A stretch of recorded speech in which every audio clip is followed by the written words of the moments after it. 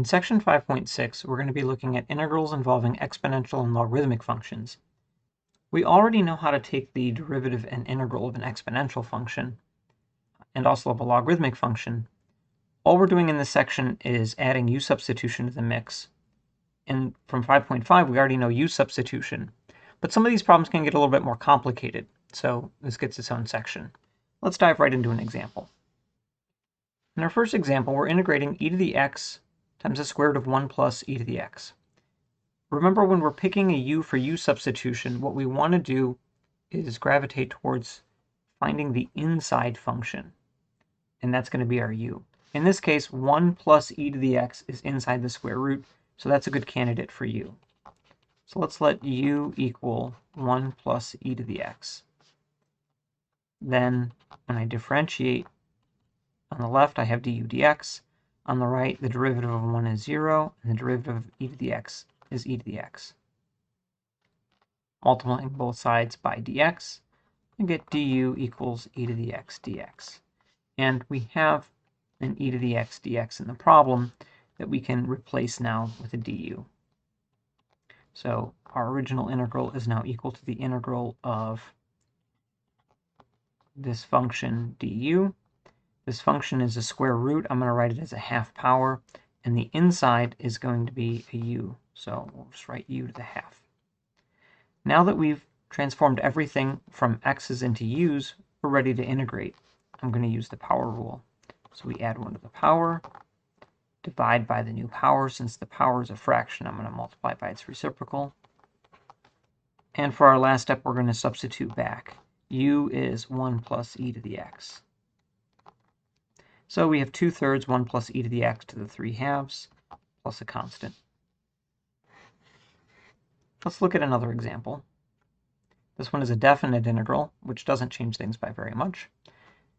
Here we're integrating e to the 1 over x all over x squared. And again, this looks like a quotient rule, which we don't have for integrals. But I have a function inside the exponential function, so let's focus on that and let that be the u. So let's let u equal 1 over x. When I differentiate on the left, I get du dx. I can write 1 over x as x to the negative 1 power. When I differentiate that, I get negative x to the negative 2, which I can write as negative 1 over x squared.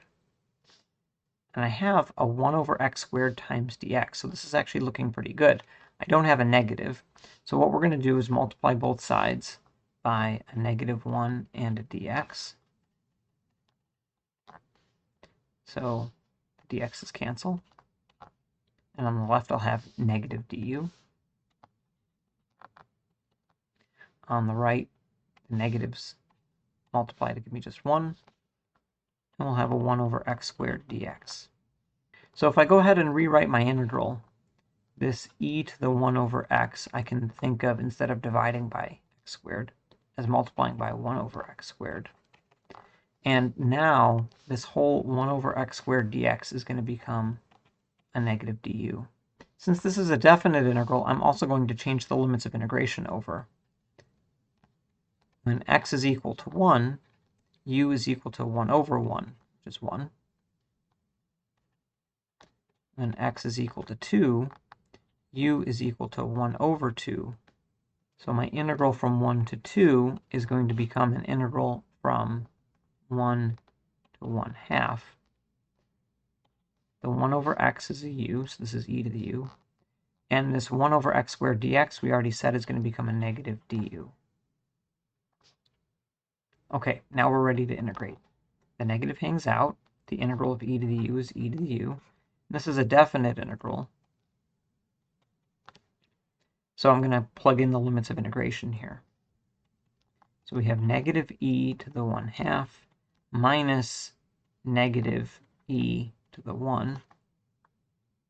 Minus a negative is plus, so this is e minus the square root of e. Okay, now we're going to look at logarithms for a minute. I'm going to start with the derivative rule, and then we're going to look at integration rules. So let's look at the derivative of 1 over x. The derivative of 1 over x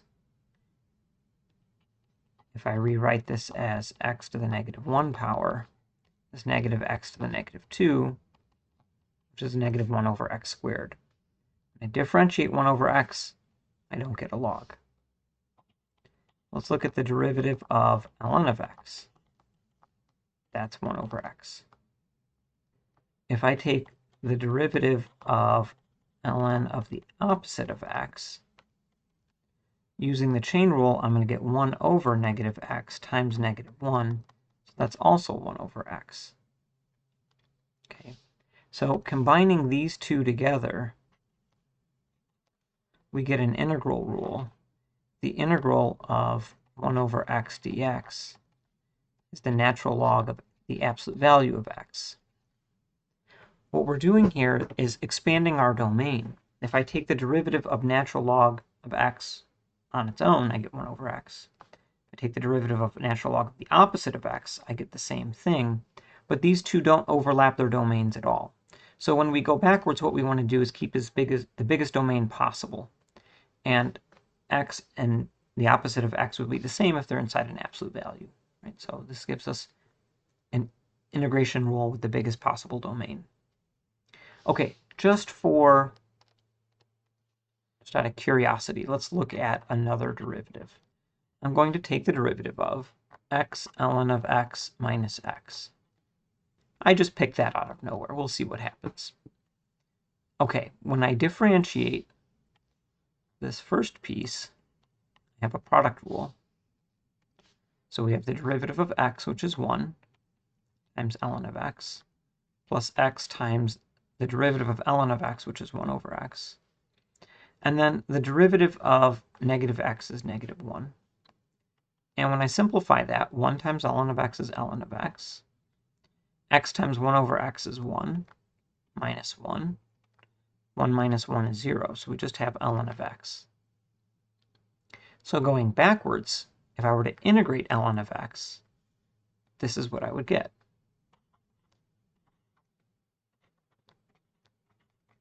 So the integral of ln of x is x ln of x minus x plus c. This is not an integration rule that we're ever going to use in this class. The reason that I'm writing this out is so that you understand that integrating ln of x doesn't work out nicely. In particular, the integral of ln of x is not 1 over x. And the derivative of 1 over x is not ln of x. So we have to be very careful with natural logs. It's not like trig functions where they just make a nice loop. Okay, so this is the derivative. This is the integration rule that we're going to want to make use of. Let's go ahead and look at some examples now. When we look at examples here, they're all going to involve u substitution. So in this first one, we want to integrate 5 over 9 minus x dx. And I can say this 9 minus x is in the denominator. That's inside a reciprocal function. So I'm going to let that be the u. So du dx is negative 1. So du is negative dx. I don't have a negative dx, I have a positive dx, so I'm going to multiply both sides by negative 1. So negative du is dx. So now when we substitute, 5 is going to hang out. 9 minus x becomes a u, and it's in the denominator. And the dx becomes a negative du. If I want to see this more clearly, I'm going to factor the constants out, the 5 and the negative 1. So we have negative 5 integral of 1 over u du. Integral of 1 over x dx is ln of absolute x. So the integral of 1 over u du is going to be ln of absolute u plus c. Then we substitute back. So I have negative 5 ln of the absolute value, 9 minus x plus c. Okay, one more example. In this example, I have a fraction, and it's not really clear what my inside function is. Based on the example we did just a minute ago, we let the whole denominator be our u and hoped for the best. So I'm going to do the same thing here. Let's let u equal 1 plus cosine x and see what happens. The key with the u substitution is to try something. You won't always be successful on your first try, but you need to try something. So let's go ahead and differentiate. The derivative of u is du dx.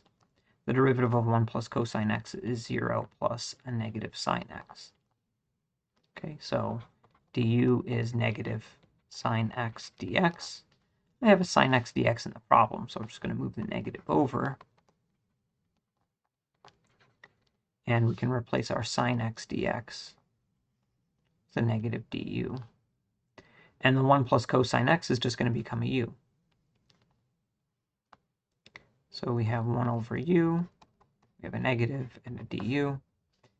This is a definite integral, so let's also change our limits of integration.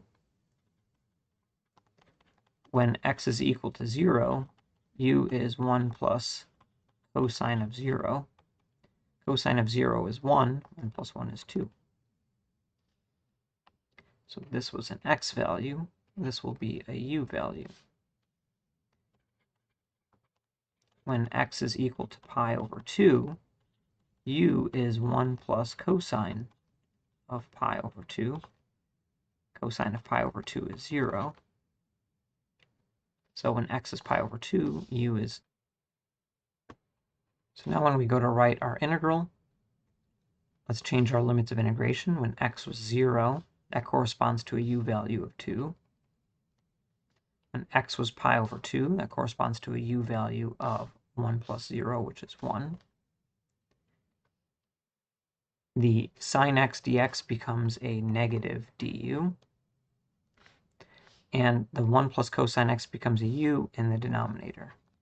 So we're integrating 1 over u du with a negative 1 as a constant multiple to hang out. So the negative hangs out. When I integrate 1 over u, I get ln of absolute u. This is a definite integral, so we don't need to write a plus c, but we do need to write our limits of integration. So now we plug in. So I have negative ln of the absolute value of 1 minus negative ln of the absolute value of 2.